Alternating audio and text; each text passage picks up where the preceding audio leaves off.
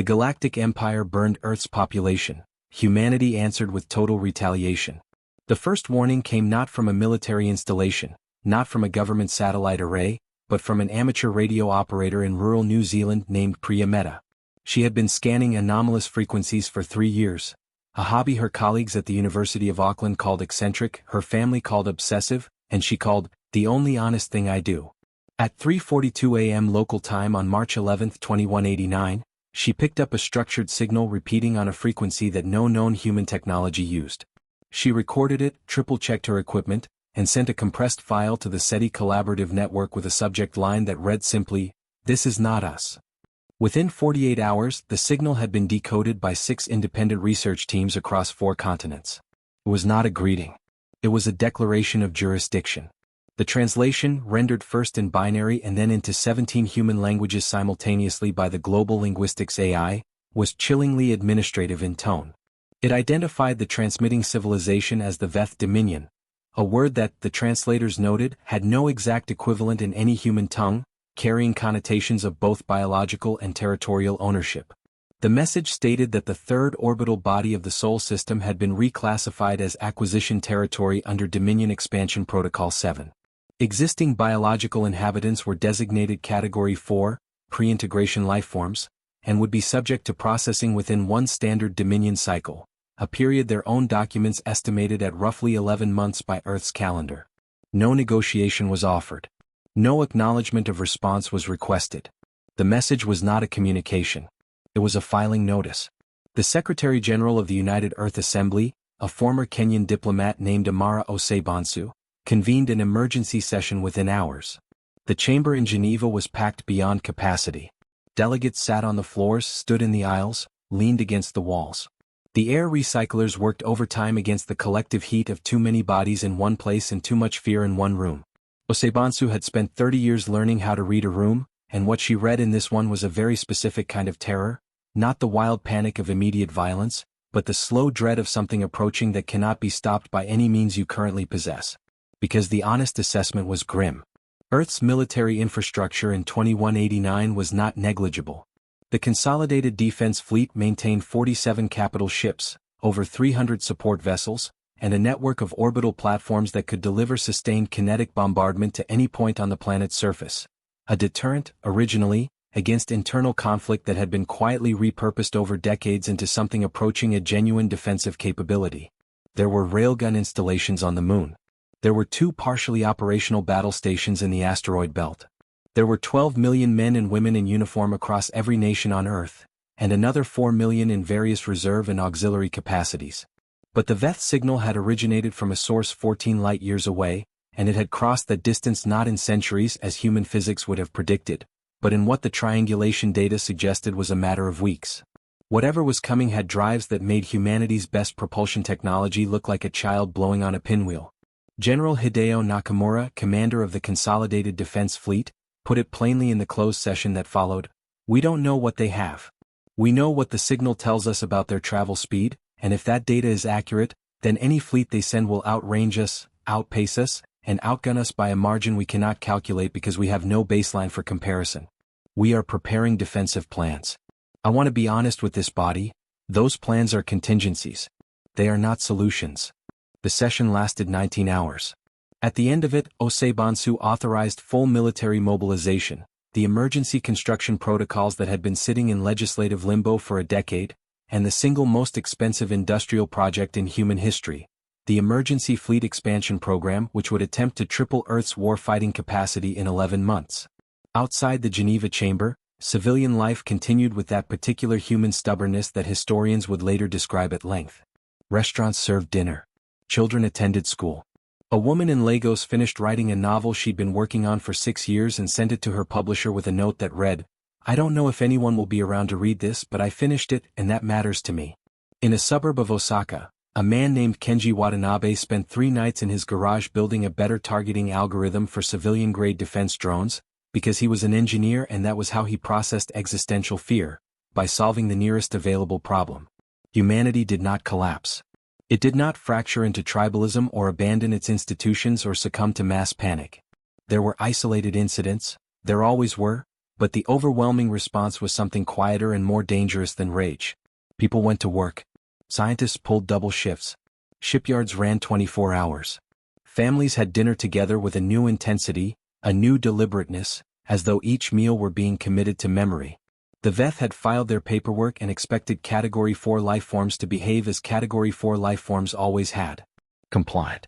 Confused. Uncoordinated. They had, in the language of their own administrative framework, made an error in the initial classification. But it would take fire to prove it. The Oort Cloud shipyards had existed for 20 years as a minor construction and repair facility, a collection of pressurized modules and automated fabricators hanging at the edge of the solar system, staffed by rotating crews of about 400 and mostly engaged in the unglamorous work of retrofitting survey vessels and manufacturing long-duration habitats. It was the kind of place that appeared in procurement documents but not in news feeds. By the fourth month after the Veth signal, it had a population of 11,000 and was running 3 shifts around the clock. Chief Engineer Yusra Alamin had been at the Oort facility for 3 years, sent out for what was supposed to be an 18-month rotation working on the next generation of long-range survey drive systems. She had a husband and 2 daughters back in Amman, and she called them every Sunday on a comms delay that had stretched from 12 minutes to 47 as the facility expanded outward, chasing better positional security.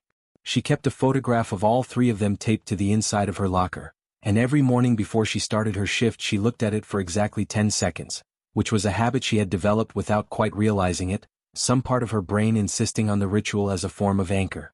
The ships being built at Oort were different from anything in the existing fleet. The emergency fleet expansion program had thrown out the old design doctrines entirely, because the old doctrines had been written for warfare against other humans, and the Veth were not humans. The new designs were the product of 4 months of the most intensive collaborative engineering in recorded history, with teams from 40 nations working in a shared design environment that ran continuous conflict resolution algorithms just to prevent the arguments from becoming paralyzing. The arguments were, in fact, frequently paralyzing, and the conflict resolution algorithms were frequently insufficient, and what actually moved the project forward was a combination of exhaustion, professionalism, and the particular focus that comes from building something you believe your children's survival depends on. The capital-class vessels of the new fleet, designated the Retaliation series, a naming convention that caused considerable debate before being approved, were built around a principle Alamin had argued for at great length against significant institutional resistance: redundancy as doctrine. Every critical system on a Retaliation-class ship existed in triplicate: power generation, navigation, weapons control, life support, communications. The argument against this was cost and complexity. Alamin's counterargument was simple: we don't know what their weapons do. We know that whatever they hit is going to be hit hard. If we build ships that die when you shoot them, we're building targets. Build ships that keep fighting after you shoot them and we at least have a question mark. The weapons systems were the product of an entirely different kind of collaboration. The civilian scientific community, particle physicists, materials scientists, computational modelers, had been formally integrated into the military design process by executive order within weeks of the signal's receipt, bypassing the security clearance apparatus that would normally have taken years. The result was occasionally chaotic and frequently brilliant.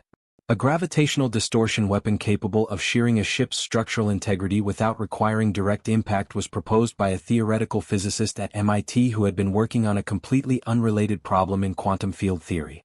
A new class of point defense system using shaped electromagnetic pulses was designed by a team from the Indian Institute of Technology and tested successfully for the first time 6 days before the Veth fleet's projected arrival window. None of this was certain to be enough. Alamin knew that. Everyone at Oort knew that. The intelligence picture on the Veth remained frustratingly thin. 11 months of observation had given them refined data on the incoming fleet's trajectory and rough estimates of numbers, but almost nothing on capabilities. When you are fighting something you have never fought before, you are always building against a ghost. What they did have was data from the original signal and its carrier frequencies, which had been analyzed to exhaustion by every electronic intelligence asset Earth possessed. The Veth signal technology was sophisticated but not, in the estimation of the CDF's Technical Analysis Division, infinitely superior. It was ahead of human technology in several measurable respects.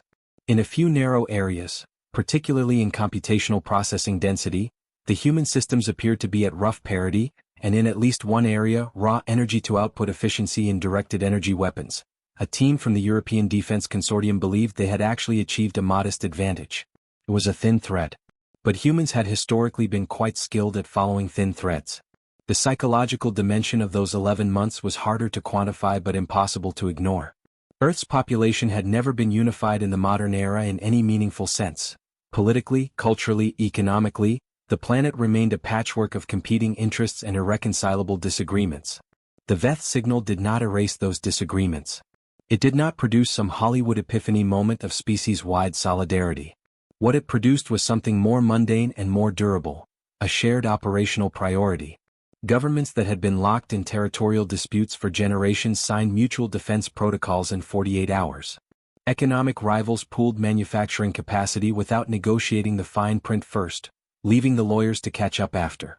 A pharmaceutical company in Sao Paulo that had been sitting on a revolutionary radiation treatment pending regulatory approval released the full synthesis documentation to every medical institution on Earth with no conditions and no compensation, because the CEO looked at the timeline and made a calculation about what mattered. None of this was altruism exactly. It was pragmatism of the most urgent variety. But pragmatism, sustained over 11 months, starts to look a great deal like solidarity from the outside. Kenji Watanabe's targeting algorithm, the one he built in his garage in 3 sleepless nights, was eventually formalized, tested, and installed in 4,300 civilian-grade defense platforms across the planet's surface. He received a brief official commendation for it. He framed it and put it next to his daughter's school photographs and went back to work.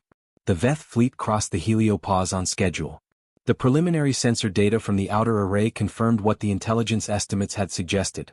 A force significantly larger than Earth's entire operational fleet, equipped with drive systems that made their transit of the solar system a matter of days rather than months, and broadcasting no communications of any kind. Not a declaration. Not an ultimatum. Not even the cold administrative courtesy of the first signal. They had, apparently, already said everything they intended to say. The rest was just processing. Earth's fleet moved to intercept at the orbit of Jupiter. The largest human armada ever assembled. 412 ships, the bulk of them finished within the past 6 months, crewed by men and women who had trained for this for less than a year, many of whom had never fired a weapon in anger. Commanded by Admiral Chinwei, who had spent 11 months not sleeping more than 4 hours at a time and who, in the hour before engagement, wrote a letter to her son that began, "I don't know if this will reach you, but I know why we're here, and I need you to know that I believe we were right to try." The engagement began at 0614 hours, fleet time, on February 3, 2190. It did not begin the way any of the tactical models had predicted. The Veth fleet did not charge. It decelerated with geometrical precision to a position at the outer edge of effective weapons range, a distance the CDF's targeting systems designated as approximately 420,000 kilometers, and held there for 11 minutes and 40 seconds.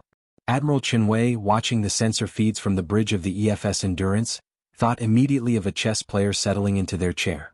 Taking stock. Not concerned. She had feared this. Not the battle itself. She had made a certain peace with the possibility of dying out here, in the cold between worlds, in a cause she believed in. What she had feared, in the long watches of the past months, was the possibility that the Veth would simply be so far beyond human capability that the engagement would be over before it began. That her fleet of 400 ships, built by exhausted engineers from half-finished designs, crewed by undertrained sailors who were nevertheless the best humanity could produce in 11 months, would simply cease to exist before they could demonstrate that they had tried. The 11 minutes and 40 seconds of Veth in action told her something. She was not certain what, but something. She ordered the fleet to hold position and tasked her signals intelligence section with analyzing every frequency the Veth fleet was broadcasting. The answer came back in 4 minutes.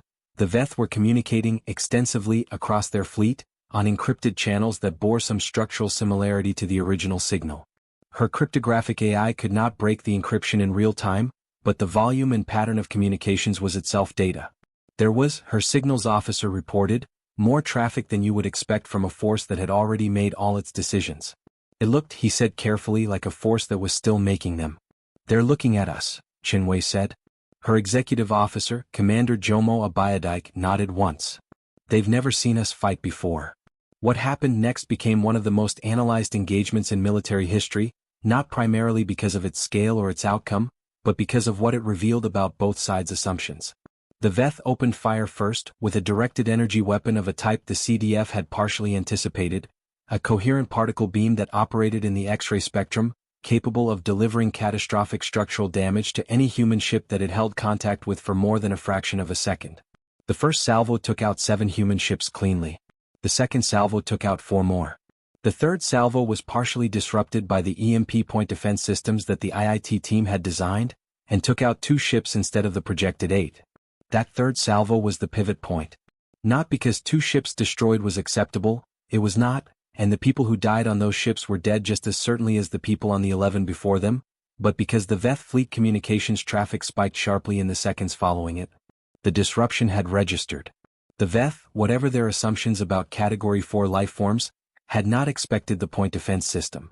Chen Wei committed the fleet to full engagement. The battle lasted 4 hours and 17 minutes. Human losses were severe. 61 ships destroyed, 43 more combat ineffective, roughly 38,000 personnel killed or missing. The Veth losses were, by any prior human military calculus, impossibly disproportionate. 17 ships destroyed, 29 combat damaged, their fleet forced into a sustained retreat that took them back across the heliopause. They had never retreated before, the intelligence analysts would later conclude from the communications patterns. The protocols for it were apparently improvised under fire. This was not a human victory in any conventional sense. A force that loses 61 of 400 ships and 38,000 personnel has not won a battle cleanly. But the Veth had come expecting to process a Category 4 civilization, and they had instead found something that shot back with enough accuracy to hurt them. More than hurt them. The gravitational shear weapon, used for the first time in combat, had destroyed a Veth capital ship, a vessel 3 times the displacement of the largest human ship, by inducing a structural cascade that their hull materials, apparently optimized against conventional ballistic and directed energy weapons, could not resist. The weapon had been designed specifically as a hedge against an unknown, and it had worked. Chen Wei sat in her command chair after the Veth withdrawal and did not feel triumphant. She felt primarily exhausted, and then, beneath the exhaustion running like a colder current, she felt something she would describe later in her official after-action report as cautious vindication. They had been right to build the ships. They had been right to fight. They had demonstrated something the Veth had apparently not believed possible about a Category 4 civilization. She was already thinking about the next engagement. Because there would be a next engagement. 14 light-years was not an impossible distance. Whatever had retreated across the heliopause had gone back to report, and what it would report was not a victory. It would report an anomaly. And in her experience of how large hierarchical organizations responded to anomalies, the response was almost always the same: more force. On Earth, the news of Jupiter's shadow, as it was immediately and permanently named by a public that had been watching the sensor feeds in real time on every screen on the planet, produced a complex emotional reaction that was only partially relief. People wept. People embraced strangers. A spontaneous gathering in Mumbai's Central Park drew 4 million people who stood in the rain for 2 hours saying very little, mostly just standing together. In Beijing, a grandmother named Lu Feng, who had been a child during the last Great Human War and had spent her adult life believing she would never see another, sat in her apartment and watched the withdrawal telemetry on her screen and said out loud, to no one in particular, "We taught them something today." She was right. The question was what they would do with the lesson. They came back in 6 weeks. The intelligence community had projected a return timeline of 6 to 18 months, based on assumptions about Veth logistical capacity derived from the fleet size and drive signatures observed at Jupiter. Those assumptions were wrong, and the people who made them said so later with the particular honesty of professionals who understand that being wrong about something this important is a debt that cannot be settled with words. The second Veth fleet was not double the size of the first. It was not triple.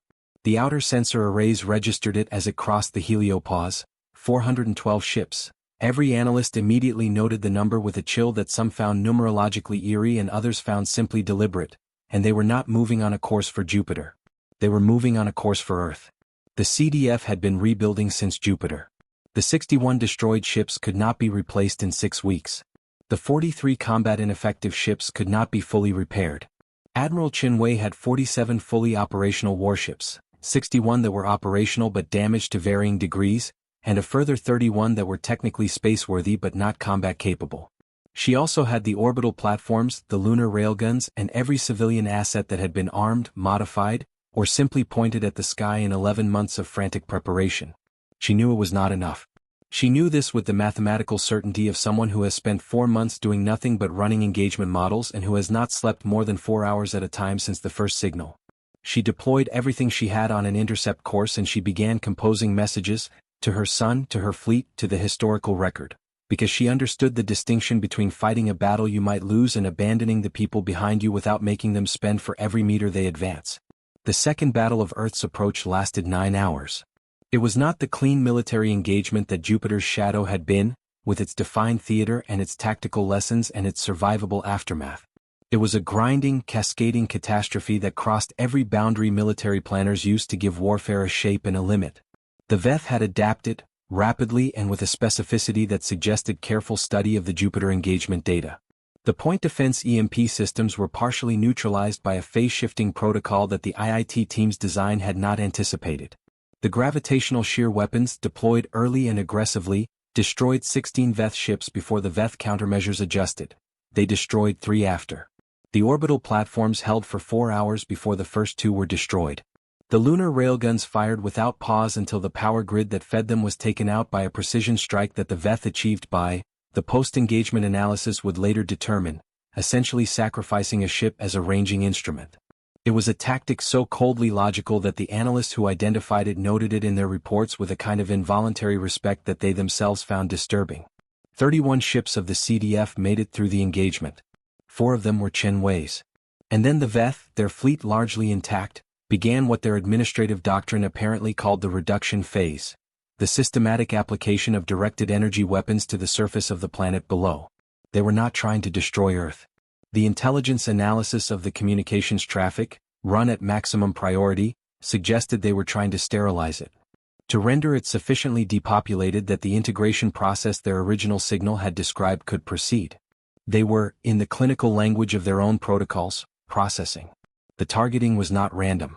The Veth concentrated first on major population centers, then on what appeared to be identified military installations, then, and this was the detail that would burn in human memory for generations, on the agricultural zones. The breadbaskets. The places that fed people. It was not wanton destruction. It was systematic, patient, and oriented toward a very specific outcome. The first strike took Chongqing. The second took Lagos. The third took Sao Paulo. The woman who had published her novel, who had sent it to her publisher with the note about not knowing if anyone would read it, her city was hit in the 7th strike. The novel survived on distributed servers as the author did not. Her publisher, in a bunker in Edinburgh, would eventually see it into print, and the dedication page would read, "For everyone who finished something anyway." The bunkers held. The emergency shelter network, built across 11 months of preparation with the grim thoroughness of people who have been told exactly how long they have, held better than the most optimistic projections. The orbital strikes were devastating but not perfectly efficient against dispersed, hardened targets. Billions were sheltered. Hundreds of millions were not. The death toll from the reduction phase, calculated later with the meticulousness that grief demands, was 472 million people in 19 hours of bombardment. 472 million. The number entered the language immediately, not as statistics but as a wound. Politicians would cite it. Historians would context it, cautiously and with awareness of the weight they were handling. Children born in the years after would learn it in school before they learned their multiplication tables. An artist in post-production Oslo would eventually create an installation, 472 million paper cranes, each representing one person, suspended from the ceiling of a repurposed warehouse, and people would walk through it for hours without speaking, because there was nothing adequate to say and the crane said it anyway. Chen Wei watched the bombardment from the bridge of the Endurance, 11 ships around her holding position at a range where they could observe but not effectively intervene, and she dictated into the record everything she was seeing with the flat, measured diction of a professional officer and a human being who has gone past the emotional register available to human beings and into something on the other side of it. Her voice did not break. It did not need to. The data stream she was describing broke instead. When the Veth fleet eventually disengaged and held position at high orbit, apparently satisfied with the reduction phase's progress, apparently prepared to move to the next administrative step, Chen Wei convened a command meeting of the surviving senior officers. There were 11 of them. They met in the Endurance's conference room, which smelled of recycled air and burnt insulation from a fire in the secondary power bus that hadn't been fully repaired, and they sat around a table designed for 20, and they looked at each other across the empty chairs. "What do we do?" someone asked. It was, in retrospect, the wrong question. It implied uncertainty about the answer. Chen Wei pulled up the strategic assessment on the room's main screen. It showed Earth. It showed the Veth fleet. It showed the assets remaining to the CDF. It showed the casualty estimates still coming in from the surface. We figure out how to hit them hard enough that hitting us was a mistake they can't survive making twice, she said. And then we do it. Whatever it takes. However long it takes. No one disagreed. There was nothing to disagree with. It was not a choice. It was a statement of what humans do when you burn 472 million of them. They don't collapse. They don't beg. They get very quiet and very focused and they start working on the problem. The Veth did not land. This was the first thing that the analysts noted in the weeks after the reduction phase ended. The Veth fleet held its high orbit position, maintained a constant scan pattern that the CDF's remaining assets could read clearly, and periodically fired precision strikes at targets on the surface that appeared to be newly identified, military assets that had survived the initial bombardment, communications infrastructure, power generation. They were not trying to finish the destruction.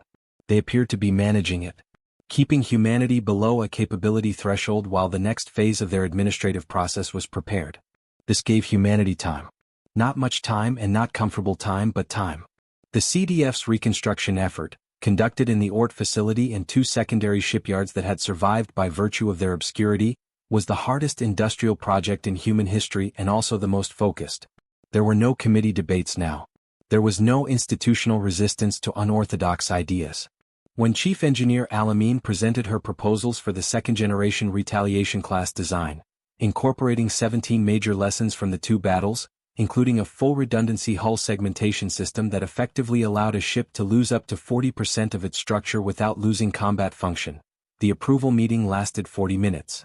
When a propulsion physicist named Dr. Amara Singh proposed a theoretical approach to fold space travel based on a mathematical framework she had been developing for 15 years and had never been able to get serious attention for, she was given a team of 300 engineers in 6 months. The mathematics turned out to be sound. The engineering turned out to be possible, barely, with current materials science. The first fold space drive was installed on a prototype vessel 7 months after the reduction phase. What Al-Amin was building, and what the parallel teams working on every other component of the response were building, was not simply a larger version of the fleet that had been destroyed. The Jupiter engagement and the reduction phase had together generated an enormous and terrible dataset, and the engineers and scientists processing that dataset were drawing conclusions that departed significantly from the assumptions that had shaped the first fleet. The most important conclusion was about psychology. Not alien psychology, they still had very little reliable data on Veth decision-making at the individual level. Human psychology. Specifically, what humans were capable of when they were working on something they believed mattered completely. Al-Amin had a team of 11,000 at Ort, plus 17,000 more distributed across the secondary facilities. None of them had been told they had to work the hours they were working, to push the way they were pushing, to solve the problems they were solving with the speed they were solving them. They were doing it because they understood what was at stake, and they were people who, when they understood what was at stake, did not need to be asked to give everything. You only had to make sure they had the tools and the information and the authority to make decisions, and then you got out of their way. This was not unique to engineers. It was not unique to the military.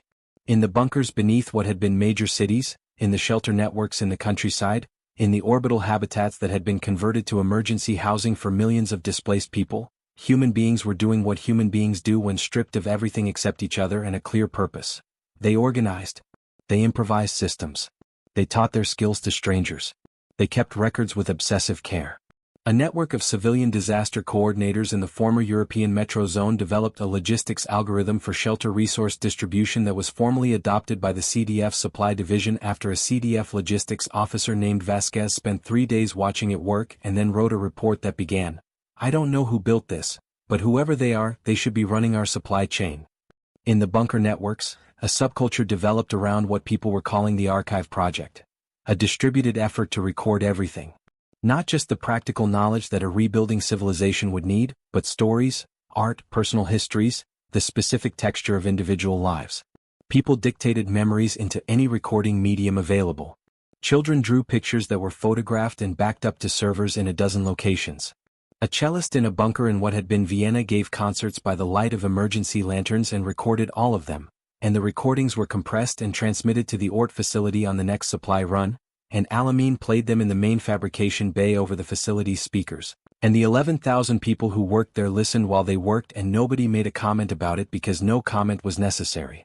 Chen Wei, commanding from a rebuilt command vessel called the EFS Reckoning, spent those 7 months doing 3 things simultaneously: maintaining what offensive pressure she could on the Veth fleet with her 11 surviving ships, coordinating the intelligence effort to develop a better picture of Veth doctrine and capabilities, and planning.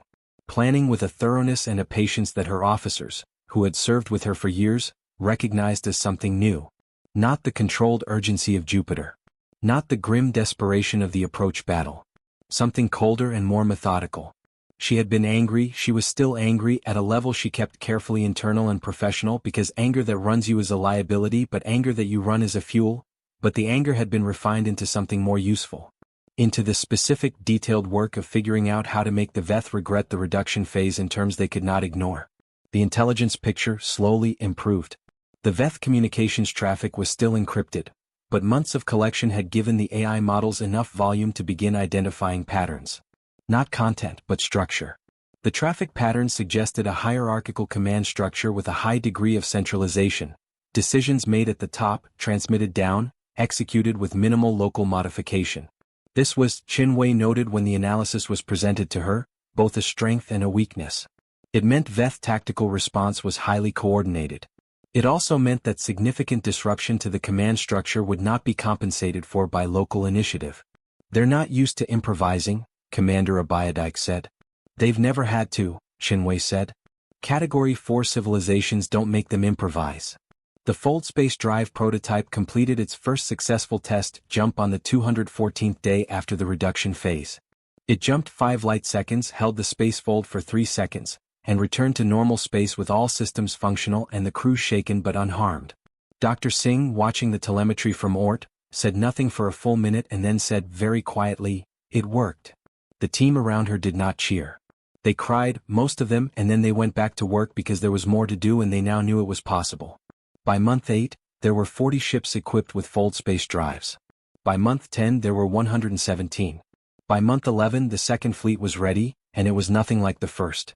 It was smaller in raw numbers, 308 ships, but it was crewed entirely by people who had survived 1 or 2 engagements with the Veth, equipped with weapon systems built from the full dataset of both battles, and capable of something no human fleet had ever been capable of before. Appearing somewhere other than where it started, instantaneously, without warning. On the surface of Earth, in bunkers and shelters and makeshift communities, word spread through informal channels in the way that important things always spread. Not officially announced, not publicly confirmed, but passed person to person with the particular urgency of information that changes the shape of the future. The fleet was ready. The fleet was going out. Not to defend. To respond. A grandmother in a Beijing shelter, Lu Feng, whose apartment building no longer existed, heard it from her neighbor and sat quietly for a moment, and then said to her granddaughter, who was 7 years old and had never seen the sky outside a bunker, "Now we teach them what they taught us." The doctrine had a formal name in the CDF's operational planning documents. Extended Deterrence Response Protocol, Condition Absolute. In every informal communication, among every officer and enlisted person who discussed it, it was called something else. They called it the answer. The operational plan was simple in concept and extraordinarily complex in execution. 308 ships, equipped with Fold Space Drives, would jump simultaneously to positions surrounding the Veth fleet in Earth orbit.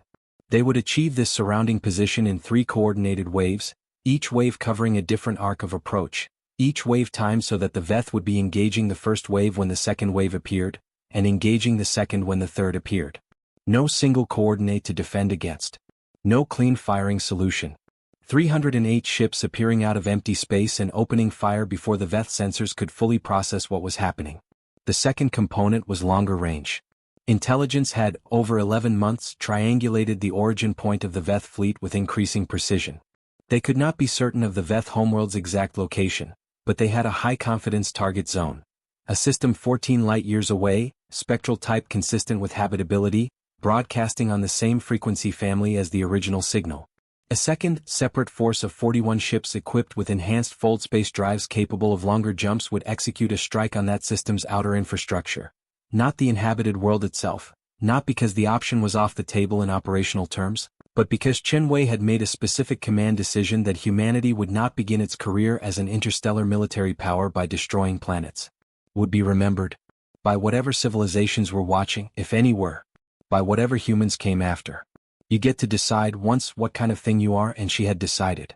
But the infrastructure, the shipyards, the construction platforms, the logistics nodes that the intelligence analysis had identified as the Veth expansion network supply chain for exactly these kinds of acquisition operations, that was not protected by any decision Chenwei had made. The jump coordination required a level of precision that the fold space technology, 11 months old and still being refined, had never been tested to achieve. 308 ships jumping to 3 different coordinates within a 6-second window. The navigational calculation had been run by the CDF's AI systems 10,000 times.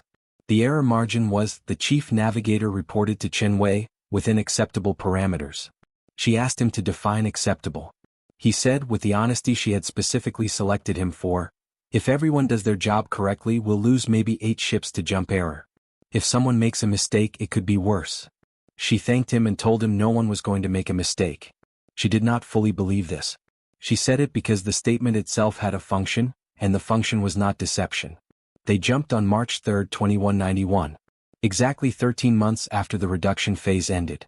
The first wave appeared at 0400 hours local fleet time and opened fire before the Veth sensor operators had completed their initial contact reports. The gravitational shear weapons, now second generation and calibrated from the Jupiter engagement data, destroyed 4 Veth capital ships in the first 11 seconds. The particle beam weapons, modified with the phase cycling technology that had countered the Veth's countermeasures, saturated the Veth fleet's point defense network in the first 30 seconds. The Veth fleet began to maneuver, and then the second wave appeared in the arcs they had not been maneuvering toward, and the third wave appeared 6 seconds after that.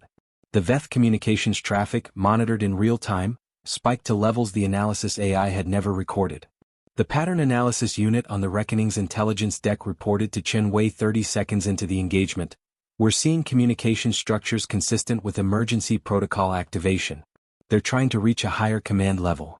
She processed this and said, "How long for a response at 14 light years?" Her intelligence officer said, 14 years. She said, "Keep shooting." The battle lasted 3 hours and 51 minutes. The Veth fleet, confronted with an engagement geometry it had no established doctrine for, made the errors that highly centralized command structures make under conditions they have never trained for.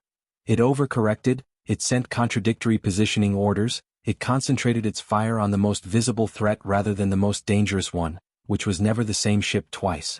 When one of the Veth capital ships attempted a fold space escape jump, the first time human sensors had observed this capability, which confirmed that the Veth possessed fold space technology and chose, normally, not to use it in combat, presumably because against Category 4 civilizations it had never been necessary. The CDF's gravitational shear weapons were already calibrated to target the specific energy signature of a fold space transition.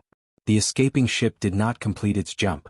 At the end of 3 hours and 51 minutes, the Veth fleet in Earth orbit had ceased to exist as a combat force.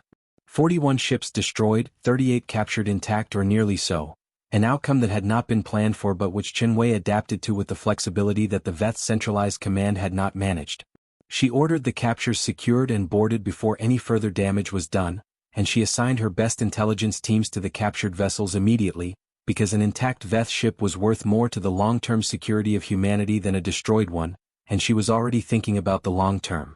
Human losses in the engagement: 22 ships destroyed, 16 combat damaged, approximately 14,000 personnel killed. Numbers that were, in absolute terms, a fraction of the reduction phase toll, and that nonetheless represented 14,000 people who had volunteered to be the sharp end of humanity's response and who had paid the full price of it. The 41-ship force executing the long-range strike on the Veth logistical network jumped simultaneously with the main engagement and arrived in the target system to find exactly what the intelligence analysis had predicted: shipyards, construction platforms, a logistics network. They also found something the intelligence analysis had not predicted: evidence of several other civilizations in various stages of the Category 4 processing protocols the Veth had applied to Earth. Planets that had been partially reduced and left in administrative holding. The commander of the long-range force, Commodore Olga Petrov, made a command decision on her own authority.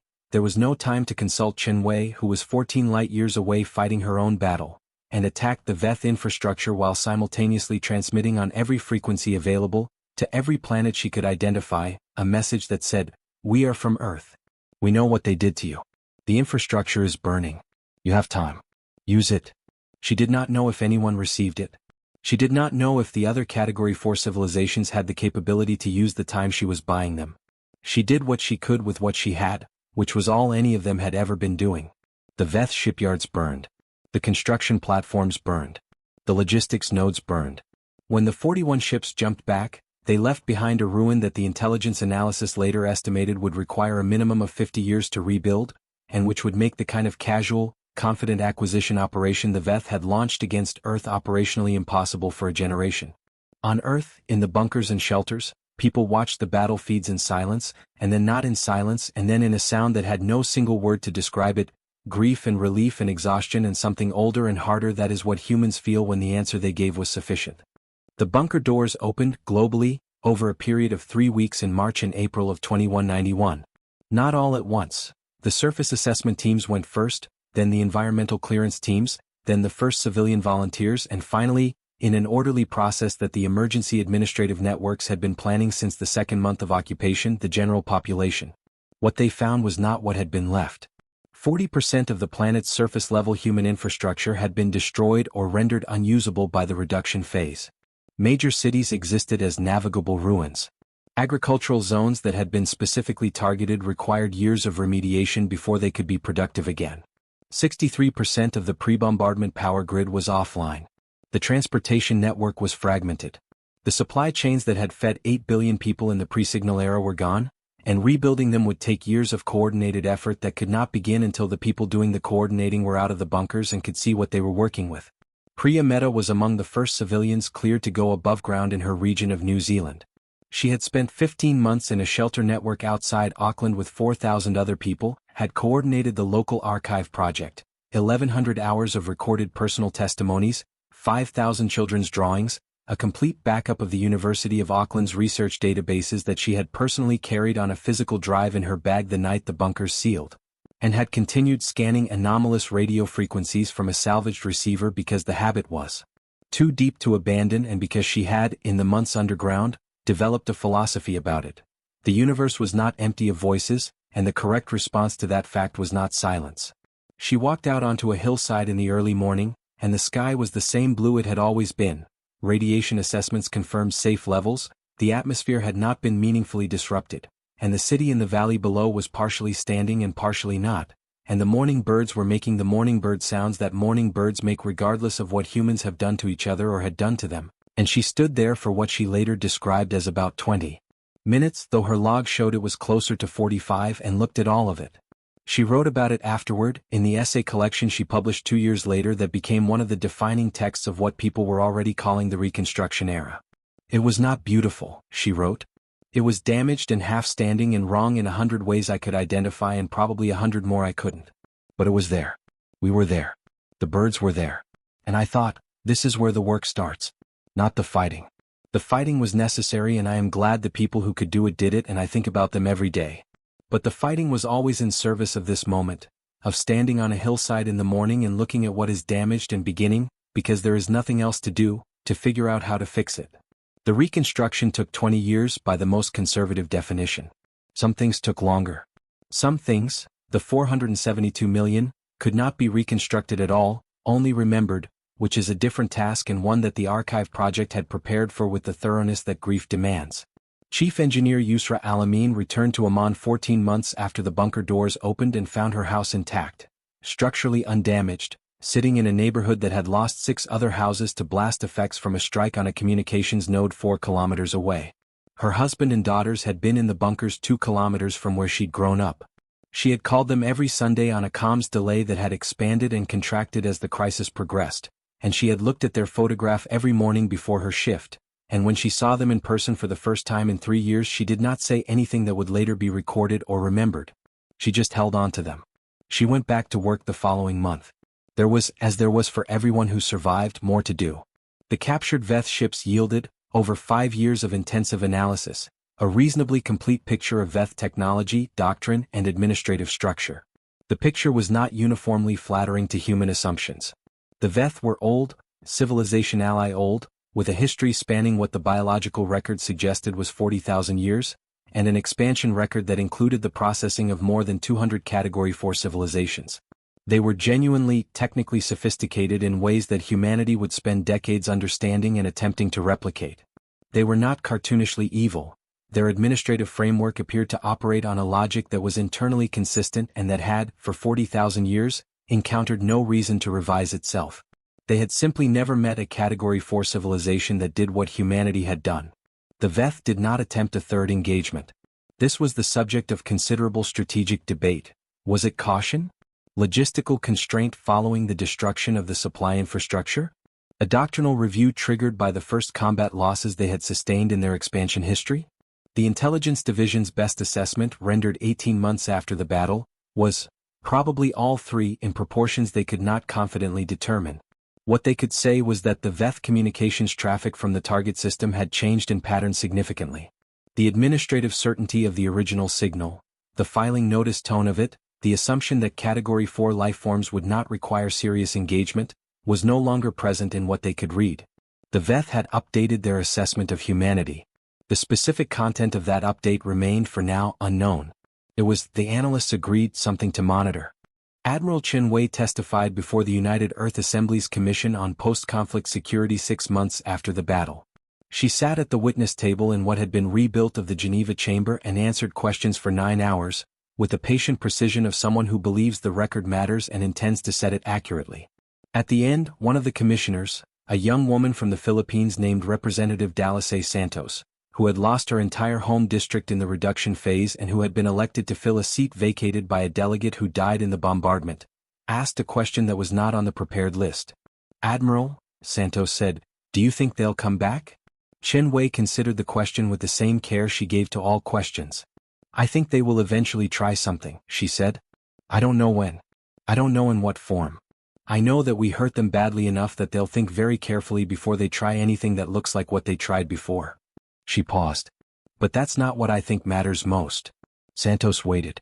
"What matters," Chen Wei said, "is what we do in the time we've bought.